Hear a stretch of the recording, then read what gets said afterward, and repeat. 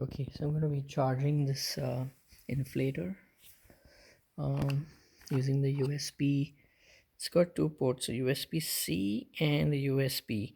So I'm assuming that the charging needs to happen through its USB-C port because most chargers use a USB charging. I'll remove this and add this, and it's charging.